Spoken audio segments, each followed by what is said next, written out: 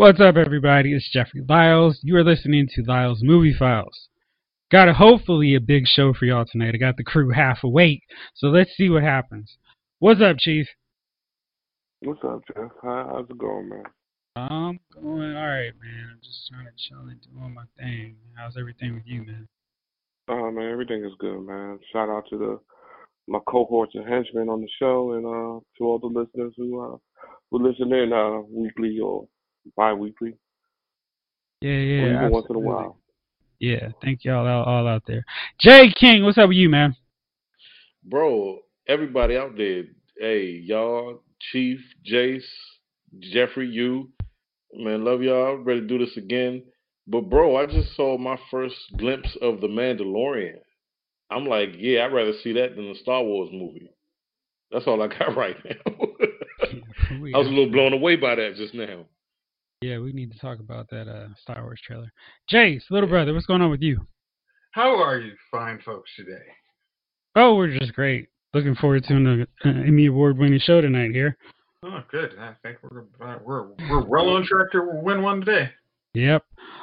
On Monday, we got the the final trailer for Star Wars: The Rise of Skywalker. We had a little text thread about it. Jace was somehow swayed and excited by what he saw. The rest of us were a little well. Javon, what do you think of this thing, man? I think they pulled out all the stops because they had to. I felt like that was going to happen. But overall, I'm tepid. I'm like, look, I'm gonna need at least I'm gonna need at least 5 opinions over that opening week before I say yay or nay to going to see it. I got such a sour taste in my mouth after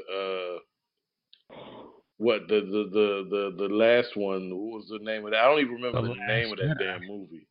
The last. I had such a sour taste in my mouth over that stinker that I was like, yeah, whatever. I don't care if I see it. I don't. So with that said, I don't care that J.J. Abrams is coming back. That's not enough of a sales point for me because of what they've done with the last 2 movies.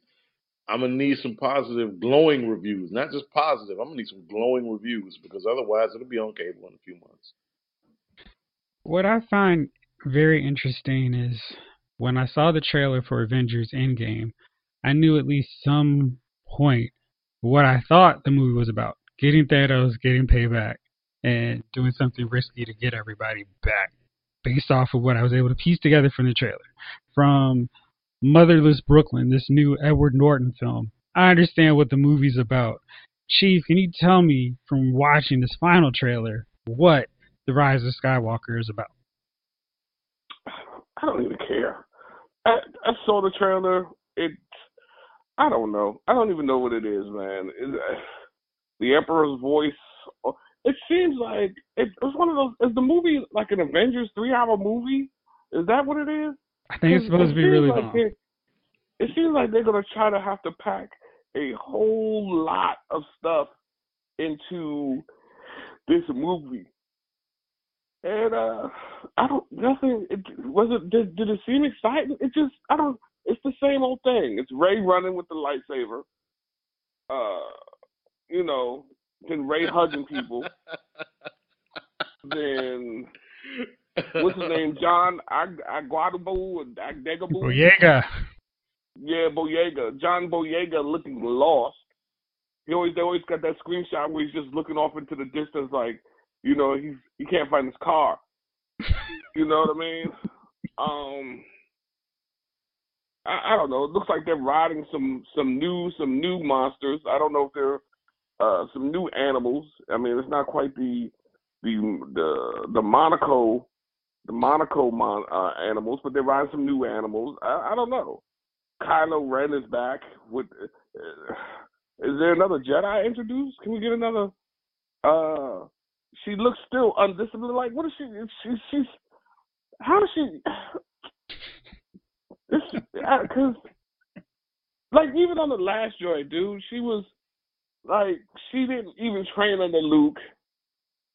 She came out. She was a damn good fighter. This damn Kylo Ren been practicing and fighting under the Force for his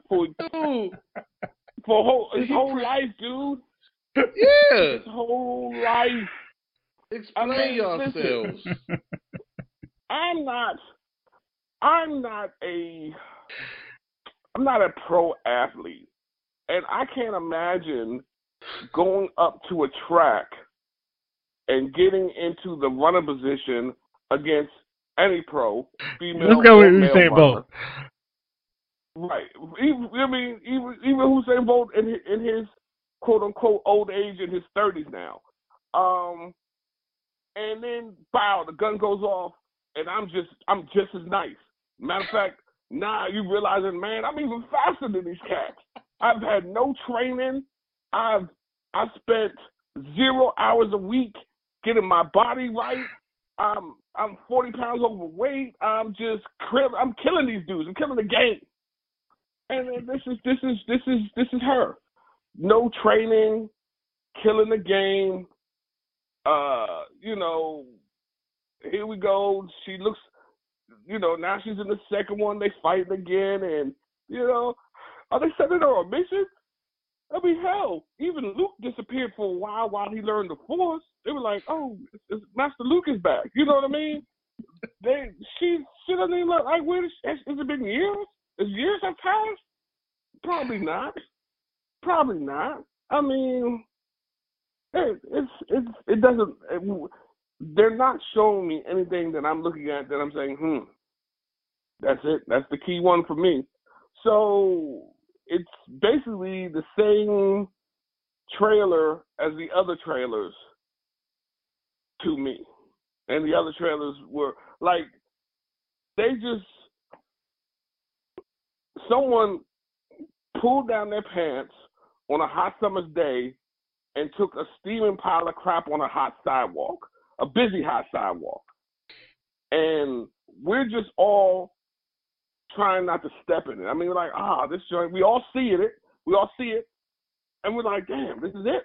This is, you know what I mean? I've come down here, I just wanted some ice cream and enjoy the show. Instead, I gotta clean my Nikes off. It's horrible. This whole thing has been horrible. And I don't think this movie is gonna be any less horrible. I mean, yeah, the last one, Carrie Fisher froze in space, didn't she? She barely. She froze in space, didn't she? Like, and then don't even get me started. This Luke thing. I mean, why even bring him back? We waited. We saw Luke. She came, handed him his lightsaber. The movie ended with her and him just standing there. Not immediately. So they looked like they were staring at each other for a good 15, 20 seconds. And she's just holding out the lightsaber before it ended. Right? Mm-hmm. Then they get him in the second movie, and I don't even know, like, his parts were the worst. And then they kill him, or he kills himself. Suicide. I don't even the other Jedis. I mean, Yoda died of old age. Obi-Wan gave himself up to the Force. Anakin died of his injuries from the Emperor. I've yet to see somebody just be like, I'm just going to go ahead and kill myself. So he kills himself. And then now this last one, is he in it? Does he do anything? Do you care if he's in it? Is the Emperor back? Do you care if the Emperor's back? Do you care if he has a connection to Snoke? Because who was Snoke then? It's just the whole thing is crap on a sidewalk, hot summer day. I don't know what they're gonna do, man. I wish I could just throw in some applause right there, because man, it was epic. It really was. James, I'm going to let you speak on it because you're going to represent the people more interested. I won't necessarily say excited, but the people who are more interested in seeing that trailer. But for me, I watched it and I just immediately was thinking of all the Star Wars callbacks. Like we had Rey and Kylo Ren fighting in the water, and it immediately took me back to Anakin and Obi-Wan fighting at Mustafar with the lava replacing the water in that instance. And like some more moments of, hey, is Kylo going to join the light side like Anakin? Where I still don't care. I saw another black woman. That was cool, kind of intriguing. Looks like they're going to do some cavalry, and it looks like they found 1,000,000 resistance ships when the resistance was supposedly 2 ships after they ran out of gas. But okay, one thing that I am very interested in seeing is how they continue to go to the well of nostalgia and try to work the Star Wars audience emotion. Because the trailer features this big prominent scene of Princess Leia or General Leia hugging Rey, a person she still has no connection whatsoever to, as if we're supposed to care about her hugging Rey. And I'm still like, Chewbacca's still in this movie. Princess Leia, General Leia hugging Chewie would have way more emotional value to me than her hanging this random chick who we've never seen her have any interaction with or care about. Like the second that Rey got off of the ship in Force Awakens, she hugs Leia. Leia hugs her like, "Oh man, I'm so happy to see you, stranger. This means so much. This is such a heartfelt moment. We lost Han. Oh yeah, there's Chewie, his best friend. I'm gonna ignore him like I have a medal in my hand." So it's just weird. And them trying to bring Palpatine in and acting like, this is all part of his epic plan. I don't understand what epic plan this could be. I'm going to have my wrinkly prune face, gold lame wearing, Barry White guy get killed by his own apprentice because he's not smart enough to notice the lightsaber turning. And I'm going to hope that Luke Skywalker, the only guy who apparently could kill me, exhausts himself in a fake fight with Kylo. I mean, it's just so weird. And it's like they're hoping bringing Palpatine back will get Star Wars fans excited. And I would watch that, the very first trailer debut at the Star Wars celebration, and the fans were excited. And I'm just like, for what? I was just wasting the great story that was set up and established in the first 6 films on this cheap, hey, he's back, just to try to get Rey and Finn and Poe and their adventure that we still know nothing about over. And it just feels like such an injustice where they could have created their own bad guy and made him mean something. And yet again, they've got to go back to the original trilogy to try to fix their lack of creating a cohesive, fresh universe for these new characters. So, Jace, tell me, please, why you were slightly more interested in seeing this movie after watching this final trailer. Okay. I'm sure you guys. Well, I don't know. I'm not going to make any judgments, but there was certain stuff in the trailer that once you analyzed it, there was some cool stuff in there. Like, I know, like everybody saw that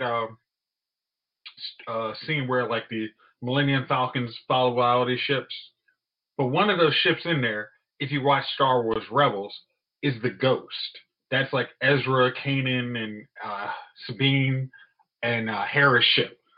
That ship was, and I'm going to spoil it in case anybody hasn't heard it, but that ship was lost when Ezra took out Thrawn in Star Wars Rebels. So to have that back means they're bringing some of that old Star Wars Rebels stuff in there, which I think is cool.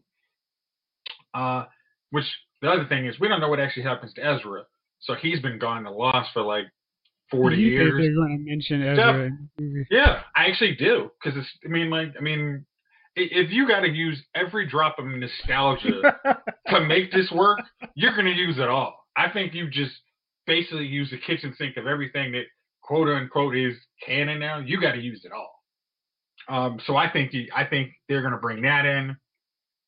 I did like the kind of flip of Mustafar for the water scene. Like, I thought that was cool. Of course, Kylo looked like he was about to, somebody took his favorite toy instead of looking like he was about to kill somebody. But I'm gonna let that ride. There was another thing that kind of in that scene where what's her name, Rey and Kylo, they're rocking out with, but what's her name doesn't have a lightsaber. She has like this potentially I haven't completely overanalyzed it, but she looks like she has a dagger. that dagger is potentially the same one they use from what is that? That would have been the Clone Wars, where there's like a father, a sister, and it was a brother, sister, and a father. Those are like represented the kind of balance of the Force, and that would kind of mean like Rey having that working with Kylo would, and then you have Palpatine could kind of be the flip side of the Force, how it was before, before the First Order took over. So that could be like, okay, that could be a cool callback. And next off, I think the other thing is Rian Johnson. I think when he made Rey's parents like nobody, I think they're gonna throw that out. I mean, I think I'm just pretty much done with the whole she's not related to Kylo. I just said they're actually the twins. They're actually like in the books they used to be called Jaina and Jason, but I think they're actually going to be like somehow Luke kind of wiped everybody's mind except his own. That they don't actually. I mean, they have a connection, but they don't know why they have a connection. Like how Rey, as soon as she meets Han, it's like, "Hey, how you doing? Hey, yeah, well, it's like we're old buddies. Huh? How about that?" Like, and the fact that Luke is strong enough to project himself over like several galaxies and actually look like he's interacting with somebody doesn't seem like that's not something he couldn't do.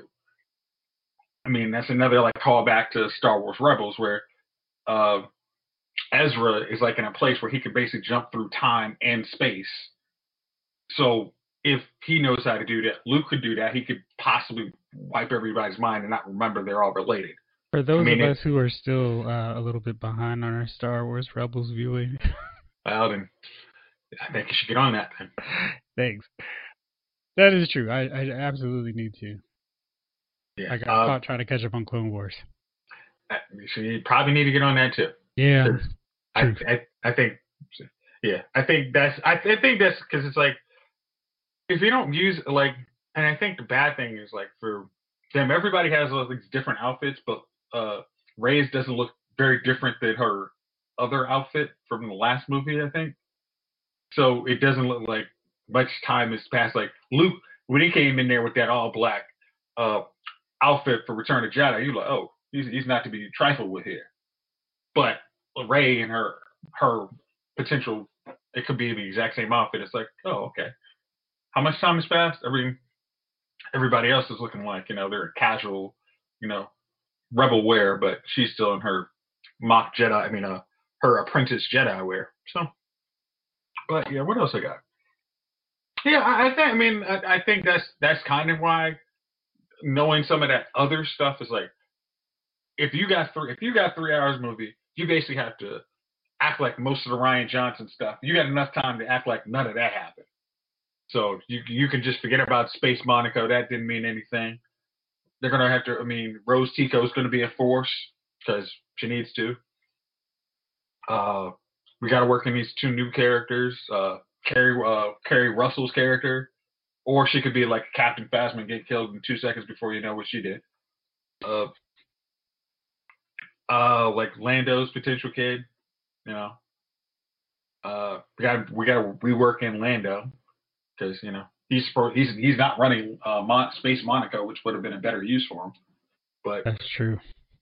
Yeah, so it's just like we got a 3-hour movie to retcon all of Last Jedi and actually make this new one connect to all the other Star Wars stuff that's ever existed. Yeah, it sounds like a pretty easy job. Well, it can be like Palpatine, like being Palpatine being the overall giant bad guy. You can use because he's thrown down. He's the dude who started the cloning process in the original trilogy. In the prequel trilogy. So the fact he didn't learn a little thing or two, have an extra body running around on the Death Star, I don't say he can do that. I'm more positive. I'm thinking there is a good chance, like in J.J. Abrams, as much grief as I may give him, like he makes exciting movies, even though he kind of plays it safe, but they're kind of exciting. I mean, like the action scenes are good, and I mean, if this is his story he started off with, I think, all right, if you now getting the keys to the story you want to make again. I'm actually more positive that you can do it, that he can do it. Okay, well, we'll see what happens. December 20th, Star Wars: The Rise of Skywalker comes to theaters. One thing we know is coming up a little bit before then is Crisis on Infinite Earths. I'm going to keep talking about it every week because the build up to it has been so good. Tuesday is basically Crisis Day, Crisis warm up day. Flash and Arrow went further into it. Jace, we watched Flash. This whole thing with this Crisis antimatter wave coming, and Barry not sure if he wants to tell anybody, and ultimately decides, yeah, I probably should tell them that I am going to die. Thought that was a really good decision because I hate when they just have a secret that they milk for 20 episodes and it's just lame. Um, I found out this week that Flash has a new showrunner, which goes a long way to understanding why this season, has been so much better than the last few seasons. Eric Wallace is his name, and he is clearly decided that the supporting characters need more work than just sitting around watching Barry and then have some token subplot to pass time. Like they all have something going on. Frost is trying to find her life. Ralph, we're getting a slow burn on him finding Sue. Cisco is adjusting to a life without powers, and it's actually making me not wish he still had his powers, which is a shock. Iris has a job to go along with her career. She has an office with actual co-workers, employees that she can boss around. It's like, oh man, somebody really remembered that she liked to be in journalism. And she's not just waiting on Barry at Team Flash headquarters all the time. That's great. We just finally got the introduction of a new Wells this episode, and this one isn't finding a room at Star Labs. He actually has a purpose of his own, and he's not just sitting around working a fake accent or doing something silly. This guy's like an action adventure character, and he's on the hunt for something. So that's all kind of cool. I'm really enjoyed uh, the build up with Ramsey this week, where Ramsey's like, I'm dying and I'm going to do everything I can possibly do to prevent it. And Barry's like, I know I'm going to die and I'm okay with it. So that was a real cool setup where you got these two characters on opposite ends of their mindset of how they're facing their imminent death. And this is a huge far cry away from what we've seen Barry in the past, where he was faced with death, or some loved one was facing death, and it was like, I'm going to do everything. I'm going to go back through time to fix it. He's matured. He's like, yep, this is what I got to do, and I'm going to do it. So what have you thought so far what do you think of this episode? Not this season, just what do you think of this episode? It was funny. Like I didn't know there was a new showrunner until I think you told me last night, and I'm like, that makes a whole lot more sense because every one of these characters is like it's the Flash, and everybody else has other stuff to do, and like Ralph, 100%. Like they started changing him for the better last year, but they've made him like an actual decent human being that was a far cry from his. I mean, even though he was facing when he thought imminent death, he was ridiculous. So now they've made him actually a decent character, like trying to help his mom out, like actually providing good advice to people. Like, helping out, like, I guess, was it, like I said, his mom. Frost. Last week it was Killer Frost. Yeah, the Book of Ralph is like a really cool running joke that I actually like that he does. He's got this Book of Ralph for every situation. Yeah. It is actually funny, and it goes a long way to making him a cool, fun character. Yeah, like that was a smart. I mean, it's like when we introduced the Book of Ralph last year, it was like, really, this is kind of ridiculous. But it was like it's coming from a good place, which was a much better way to go than He's like, hey, you're trying, you're looking for love. Gypsy's gone, and you're kind of ridiculous. But now that we have Cisco's like, hey, I'm not in Star Labs. I do my thing. Him trying to bond with the new Wells, I thought was funny. And like I said, I liked the guy. Was it Malcolm? Not Malcolm. Ramsey? Ramsey, yes. Yeah. I mean, most of the stuff the dude does. Like, I mean, I actually liked him in Heroes, so it's kind of cool seeing him kind of back in that element. Which was, I mean, it's like, so he's once again playing the scientist, but now he's like once again playing that kind of, I know I'm doing stuff I probably shouldn't do, but that ethics says I should, but I'm gonna go there anyway. Which I'm glad they kind of cast him for that role. And like you said, the mirror images of how they're facing what they think is their imminent doom. Him and Barry facing their imminent doom. I like that too, because it's like it actually gives him some Barry someone to play off. Like he's hopeful. Like, hey, these guys are gonna, once I'm gone, they're gonna continue. Everything's, hey, the world's gonna be better. I mean, instead of everybody dying just because I'm too selfish to let go. But Ramsey's like, no, I'm across every line possible to make sure I die, even though I know I just created a zombie blood dude based off my blood. I don't really care. I know it's probably curing me of my fatal disease, so I'm gonna keep going as far as it goes. So, but yeah, like I said, it's been very. I mean, like I've just enjoyed this pre-crisis episode 1. I mean, episode 3 before we get our next installment of the tie-in next for Arrow. So it worked out well. Hey Chief, have you been following Flash?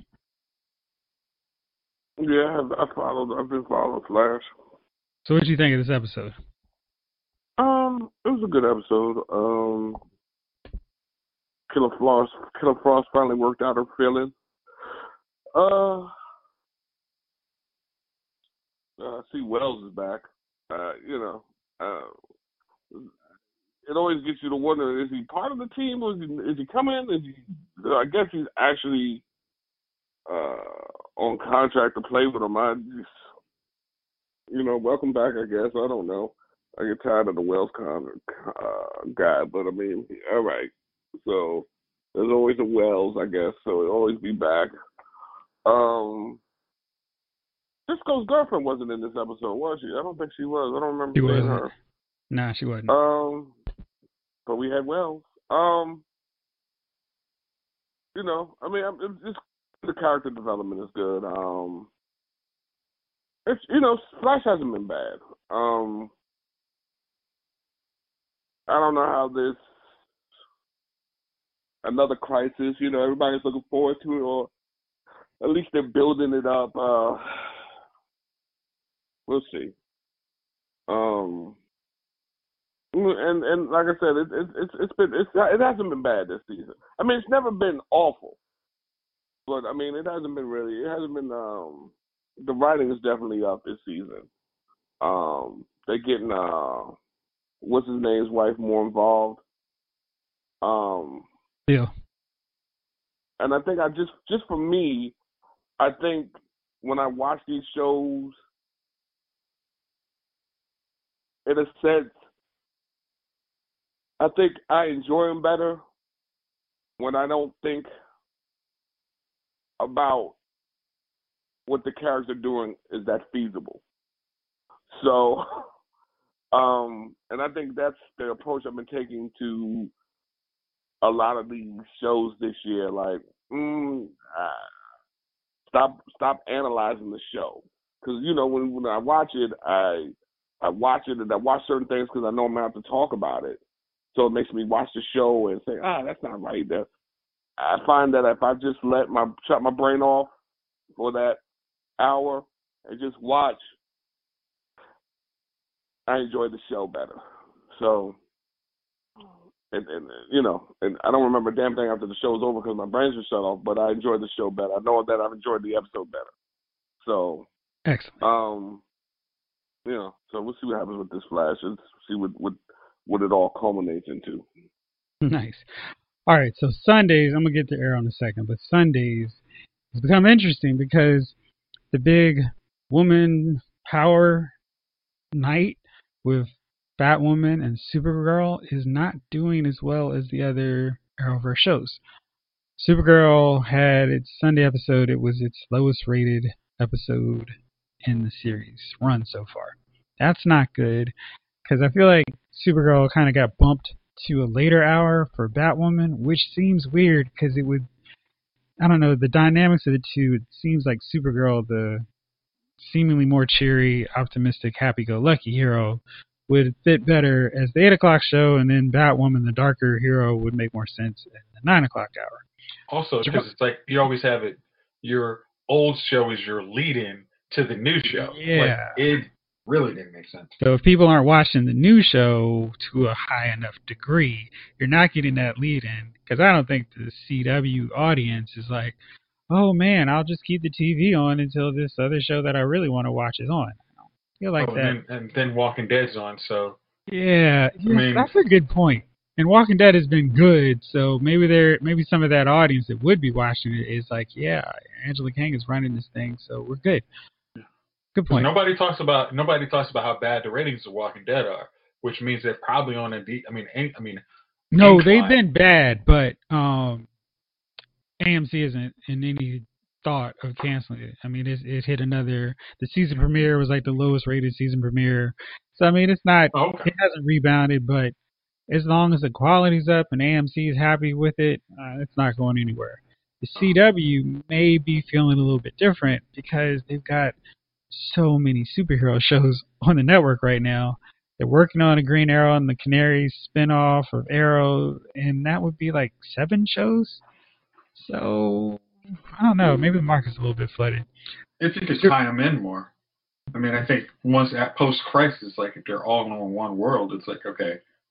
And because you think about it, like a lot of, like early seasons, the crossover wasn't the only time they were on each other's show. Like there was the time where Flash was on Supergirl, but they stopped doing that recently. And they kind of just like, we have one episode all season that these guys interact with each other. But once they put them all in one world, it's like, okay, why not? We can just say, all right, there's no more Green Arrow anymore. So that whole, basically everybody in Green Arrow is getting conscripted to another show. Or based on what happens in Arrow, some other things might happen. All right, so we're talking about Batwoman. Javon, you've been watching this. What do you think of the first 3 episodes we've seen at this point? Nothing to write home about. I really wish they wouldn't beat you over your left temple with the fact that Batwoman is gay. Like we know you've only been promoting this for a while, and it's not that I have a problem with it. It's like, all right, look, we get it, okay. Let's not just focus on that. There's a lot more that you could focus on. It's not just the fact that Batwoman is gay. They're using that too much as a crutch to, it's like to shock you into watching, like, ooh, what is she gonna do next? Who is she gonna kiss? Like, are you talking about the scene with the bartender? Yeah. Yeah, that was really kind of clunky. It's clunky and stupid, and it's cheap. It's cheap. It's relying on that as a means to sell the show. You don't need to do that. If the show is good, people will watch whether Batwoman is gay or not. They'll watch the show. Just stop relying on that as a means to sell the show. Nothing's remarkable here either. That's the biggest problem, too. That's the biggest problem. Nothing about this show is remarkable. Not the action, not the storylines, not the acting. There's nothing really remarkable. I'm giving it a shot because I was greatly interested in it because I like Ruby Rose as an actress. And I thought it was an interesting concept. I thought it would be a mix for interesting television. But so far, it's been pretty mediocre with the overdone, over-relied upon storyline that Batwoman is openly gay. That's it. It's not that I have a problem with, no. Listen to what I'm saying, y'all. The story sucks. And they're not doing anything with it. It's not interesting. They're relying too much on that to sell this series when they don't have to do it. I have a real question for you about this. Excuse me. in the Arrowverse, which you don't watch too regularly, they don't tend to like happy relationships. Like they tend to mess them up almost as soon as they start one. And with Batwoman, her ex girlfriend is now married to a dude, and presumably she was just fine in love with this guy. But at the sight of Kate coming back, now she's jealous and is all like, well, wait a second, who's she with? What's she doing? And it just seems like, well, if she wasn't happy or just kind of wanted to do her own thing, what made it so Kate's return made her go, hey, you know what? I want to be back with her. Or I want to be with a woman again. It feels kind of clunky in terms of how It's about stupid. the more revolutionary subplot of her actually being happily married and Kate just having to Her move actually on. being happily married and her moving on. Because you know why? This is That's the CW. smart way to tackle it. It It's really is a well, CW. there's that. It It's really that would be the smart way to is how approach they it. do it. Yeah, and the cheap and easy is to focus on that because that creates a storyline without having to put too much thought into it, right? Mm-hmm. That's what it is, in my opinion. Yeah, 'cause it's really like that's the one thing that I don't like. Everything else has been okay. It's not blowing me away like, wow, this is so good. It's decent. I feel like it can still figure out where it wants to go. Just with the storyline, I'm glad they put her in the real costume now. Um, I don't know. I mean, it's the first season. I kind of feel like when back in 2008 through 2011, Marvel Studios had a formula for doing an origin film for their characters. And then by 2015, they changed that approach where it was like, okay, we're not going to do the same thing we've been doing. We're not going to do this long. We're not going to use the first movie to explain who our hero is. And I feel like Batwoman is doing the same approach that The Flash and Arrow did and Supergirl, their first seasons, where it's like, here's the hero learning to be who they are. Now, that's one thing where Black Lightning stood apart from the rest because he was already a hero, but he had retired. So it left a different slant, kind of like, hey, what was he doing? As opposed to, hey, we're going to retrace all the steps for her learning how to be a hero, learning how to use the Batarang, figuring out this outfit, and all this stuff. And we're just like, we've already seen her as a fully formed Batwoman a year ago in the crossover.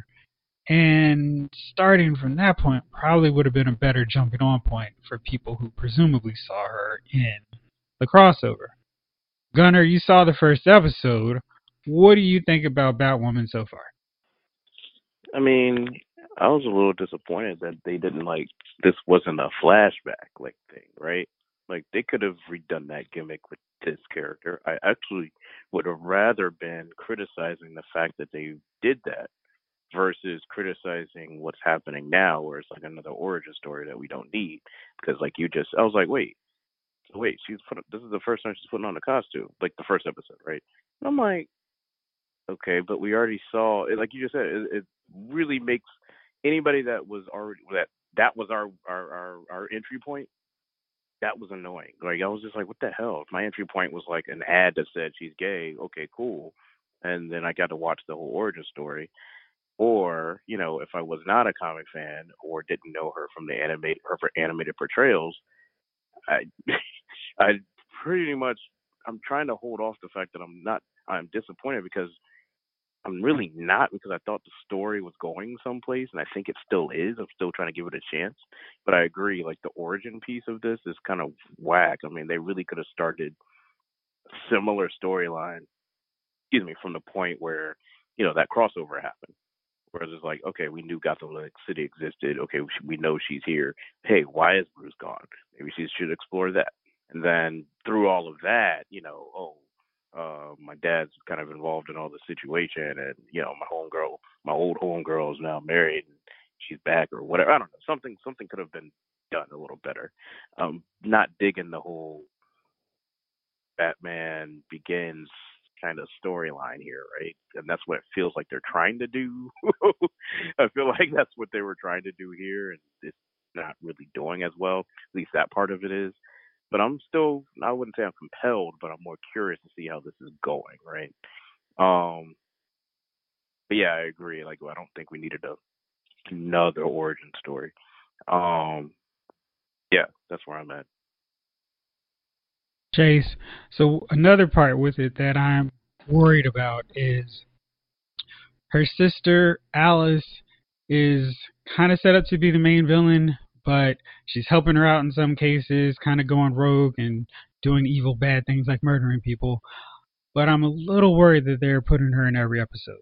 And it's only 3 so far, but I kind of feel like with a big bad, as Flash likes to call them, it's better to do the slow build and just set her up like beating up on some low level crooks. I thought introducing Alice, having her know that Kate was Batwoman right away in the first episode was a bold move because it's like, okay, you guys are putting fast forward on what we would normally get from another Arrowverse show. But at the same time, it's kind of backfired, and now we've got Alice interacting with Kate in every episode. In episode 4, the previews have already shown they're going to be interacting again by the bat symbol. And I'm just kind of wondering, does this lead? I mean, they've already introduced Tommy Elliott, so we're going to have Hush show up eventually. This episode he showed up in was so lame because they just fast forwarded all the cool, interesting parts of Tommy as a character who's fresh in this Batwoman universe. I mean, they immediately made him like the shady bad guy, so we don't get the big payoff of, oh man, the guy underneath all the bandages is Tommy. What did you think about how they were doing this with the bad guys, with Alice and with Tommy?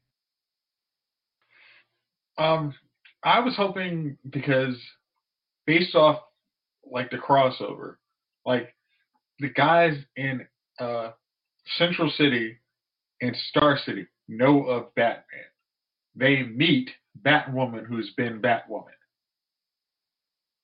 So you have to basically we're putting this in a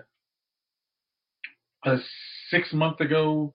It means it's basically like Batwoman's 3 years ago from everybody else, which makes no sense.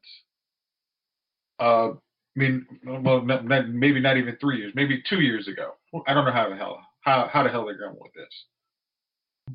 But it's like, okay, we don't need to go with the slow burn. Like your issues are like kind of mine. And then I'm thinking like, okay, you could go with maybe like at the midpoint of the season, speed it up. So she's been Batwoman for like, in her journals to Bruce, she's like, hey, I've been Batwoman for, a year now. Here's what's happening. I'm still trying to figure out what happened to Kate. Maybe they accelerate it that way because this current way is just like, it's not good. I was really watching it while playing video games on my phone. I'm just like, yeah, her sister's crazy, but her sister's not crazy enough to know how to remember how to play the violin, get into her dad's penthouse. Like she's smartly crazy. I don't get her crazy. I mean, like she's Joker crazy or not? Like I'm not getting that. She's just homicidal maniac crazy. Yeah, okay. It's like she does some really off-the-wall stuff, and then it's like, well, I want you to still care about me, Kate, and I'm going to do this thing to show you that we're still best friends and best... But that's what she did in the first episode. It was like, when they broke it down, it's like, oh, shoot, that's her sister. Oh, so basically she's going to be trying to figure out what's going on with her sister. And her sister's going to be kind of away, not in your face all the time. It's like, it's going to be her quest to redeem her sister. But if her sister's all around, it's like, well, okay, how are you going to redeem her if she's always in your face? Like, what's going to be the trigger to snap her back to Kate? Or whatever her sister's name was. Alice. Yeah. So that doesn't work for me right now. They could have, I missed probably like the first 5 minutes, and I'm like, oh, the dude who's Bruce Wayne's friend? Oh, yeah. I do remember you saying Hush. Oh, we're gonna actually have this dude walking around like the most obvious, like, hey, you know that gun that someone stole? It's got a tracker, and then he starts playing with the gun like 5 minutes later. Right? Yeah, he was so stupid. I was like, hey, he's smart enough to know that Bruce Wayne is Batman. Break into random Wayne facility, and he can't figure. You know what? I'm gonna let that sit. If I don't see, I mean, that's like if I don't see you come and get me, I stole something, and I don't find you. You say, oh, there's a tracker, and I just let it sit for a month, and you don't find it. I guess there wasn't a tracker. It wasn't like I'm planning on, burning Batman in effigy 5 minutes after he comes, because I'm thinking you need more than one gun to get rid of Batman. It's so. I was very like, well, he's just got to be the dumbest, bad guy we got so far. We've only gotten two. That's He's not a our good dummy sign. of the week. Yeah. Yeah, it wasn't good. No. So hopefully they can start making some sense. Otherwise, I think Crisis could spell the end of my run with Batwoman because I'm just not interested enough. Now, let's go on to Walking Dead because I want to talk about this show, and then we'll go to Supergirl because I know a lot of y'all have seen that. Walking Dead has been great this season. Angela Kang is killing it. I feel like I try to work in her name every episode just to tout her good name of what she's done to save this show. This episode, we saw Carol maybe go crazy. We saw Alpha doing her thing and getting everybody all riled up, and it's just, I don't know. They've set up this air of creepiness with the Whisperers, and it just feels like a totally different show where we don't know what we can trust, we don't know what we're seeing, and we're all uneasy kind of watching it play out. And it's okay. Like that book that Carol had that vision where it was her and all her dead kids. That was really horror movie epic worthy. And the opening sequence of this episode where they're just fighting hordes and hordes of walkers, and it's just advancing every like hour, saying, "Oh yeah, they're still fighting." That was really crazy. I like that they're bringing Negan into the fold and having him start to be like, "Hey, you can trust me. I'm the monster that you know to go kill the monsters that you don't know." And I think that's an interesting dynamic they're going to continue to play out. And I like that Aaron gets to kind of be like, "Nah, dude." What kills me in these shows is like Arrow last season, where months after Black Siren killed Black Canary's boyfriend, Vince, they're all buddies, hanging out, laughing. Aaron held on to that grudge of the Saviors killing Eric for at least 9, 10 years. I mean, that is like, thank you. Because that's what a real person would do. They wouldn't act like, oh, well, we're supposed to be friends now, so I'm down with you. So I love that. And I just love that he's still like, nah, dude, I don't trust you. And yeah, we'll figure this out. But I'm not turning my back on you as long as I can help it. So, Jay King, what do you think about this episode? Well, I liked it, but I keep saying this, and I stand firm by it. I feel like they're wasting. It's a slow burn. I'm not gonna say they're wasting it, but it's a slow burn that I know is gonna pay off because of the slow burn. I want to see more Jeffrey Dean Morgan. I want to see more Negan because at this stage we know that Michonne is leaving. Um, Albeit Daryl and Carol are essential players in this. We we we we know them. We're invested in them. We know them, and there's nothing wrong with that. It's just that we got somebody like Negan who's very complex, especially given his role now in what's happening with this show and what's happening with the heroes that we know and love, and given this new force that's the new force of evil on The Walking Dead and our heroes have to face. I want to see him more involved, and I want to see him in the fight. I don't care about the weirdness of the Rosita Eugene. I love you, but you just think of me as a piece of wood, right? I don't care. I really don't care. I don't care that the doctor is having a many mental episodes here and there. I don't care. There are other characters that I'm just not invested in. I want to see more Negan. It's just because he's right now the most interesting person that's on this side, that side of the table. You can bundle all the rest of these players together. I don't care about what Aaron's going through. I really don't care about Daryl's storyline anymore. I don't. Because Daryl is what he is. He's always been who he is.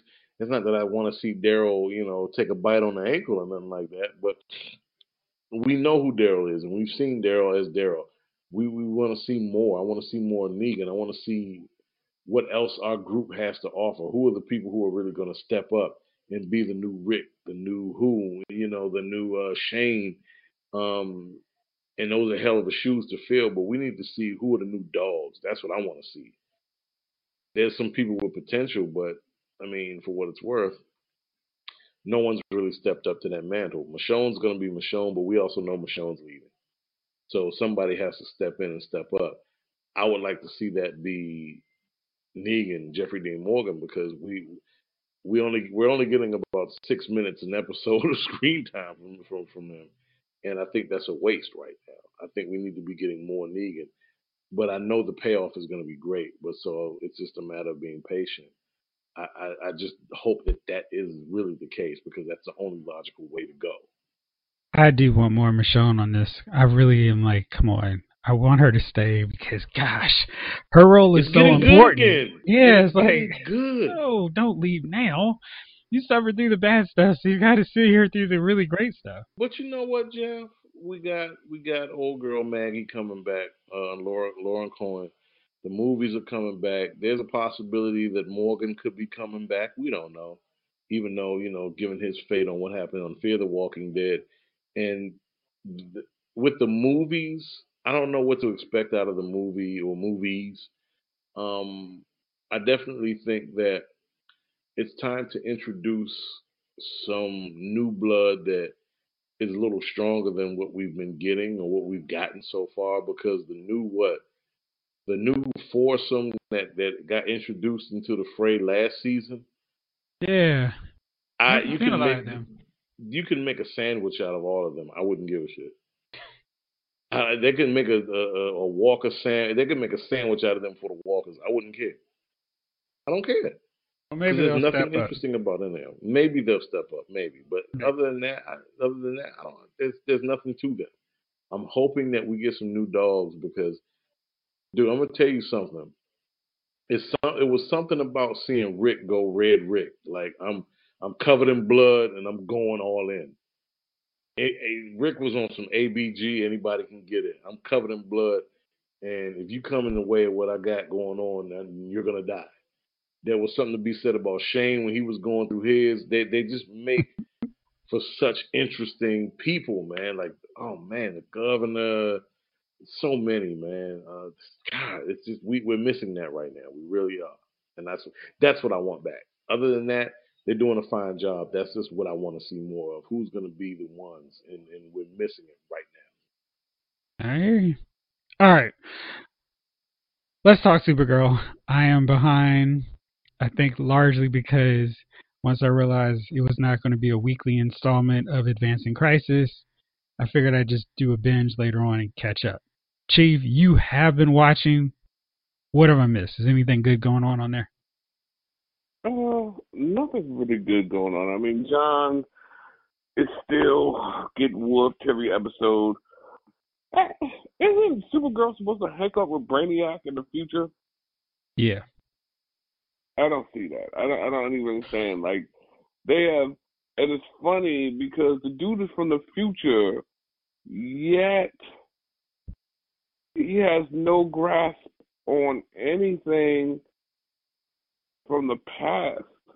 Like, it's just weird. Like, he's just so, I don't know. So, I mean, that whole dating aspect with him, there's Supergirl trying to please Luther. It's nothing, it's, I won't say I've been bored. It's just nothing right now is popping. I mean, they're decent episodes, I guess.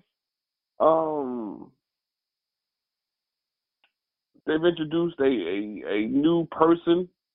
Like, it's not the same person. Except for the person John's fighting, except for John's brother. But other than that, Supergirl's fighting a new villain. We're still trying to see what Luther's concocting against her. I don't know. It's not terribly bad at this point. not terribly good. It's just okay, Supergirl. I'm imagining that they're going to build more and more into some things, especially when Luther finally gets this crock pot up to, the heat turns the heat up on it. So I've got to see. It's funny, man. Like her and James, I guess they just and still in close proximity, but they don't even speak. Like she's. I've been watching. I'm like, well, I figured like James or somebody will call and reach out. They're all around each other, but it's just I don't know. It's just moseying on along. So we'll see. Supergirl's part of this crisis, right? Major part. Yeah. So we'll see how this all plays out, man. I'm curious to see what happens this season in all of them, Flash and Supergirl. So we'll see. I mean, like I said, hasn't been a bad episode, but like I said, they're not exceptionally great. We haven't been in the DOD like that this year, or wherever that place is. We'll see. Supergirl. What are you going to do? James, what's your take on what's happening with Supergirl?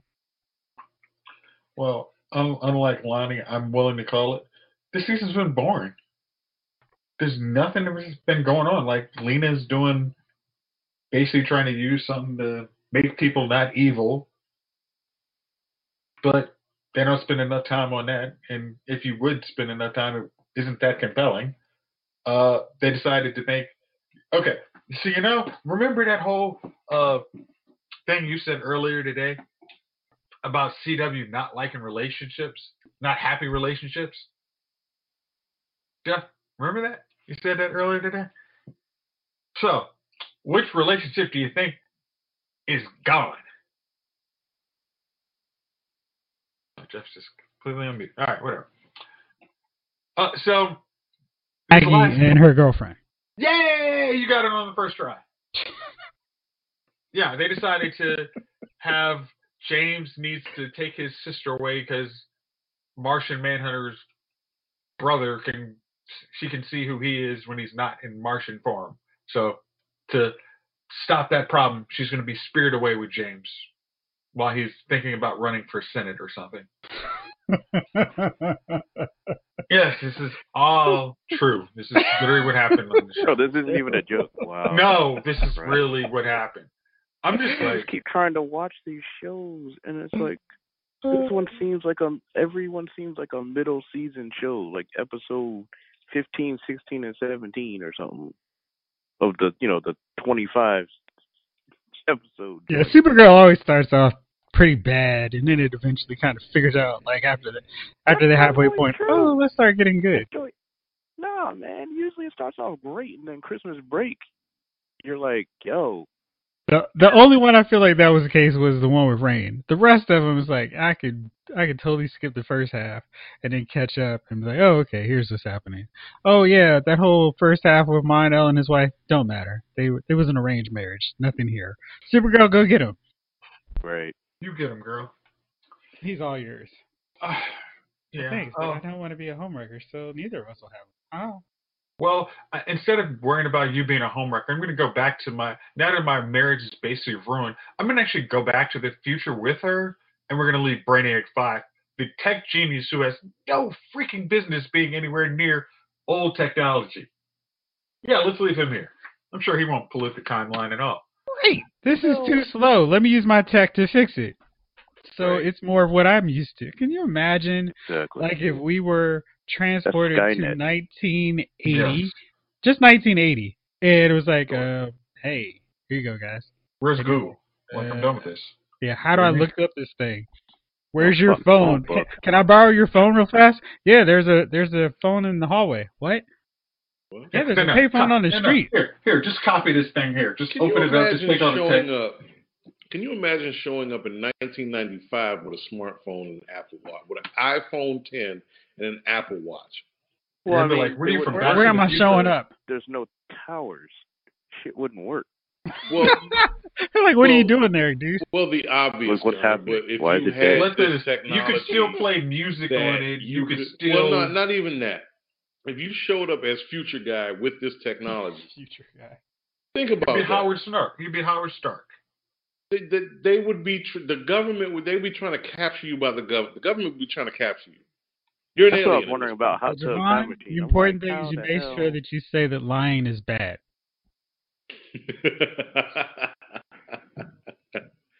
Lying is only bad if you get caught doing it. Yes, right. Oh, lying is bad. Right. Yeah, that would be amazing. But apparently the Terminator film is getting amazing reviews. People are excited about it, so maybe I should bump that up higher than my level of excitement for the Rise of Skywalker. Never. Okay. All right, well, let's see. That's it for our... the Rise of Skywalker? How low is that bar? It's pretty low. It's like it's a pretty low bar. So now let's get it. Yo. Gunner, if you had a choice, which one are you seeing? I'm going to see both. It's just one of them I'm going to see on TNT, and the other one I'm going to see on FX. Oh, wow. Or Paramount. If you had to go to one, which one are you going to? Go to see in theaters. I guess it's going to have to be Star Wars just to keep the tradition going, but that's really about it. And, and not see Terminators to keep the tradition going. I get to keep two traditions going. Exactly. Now, there's two reasons. Yeah.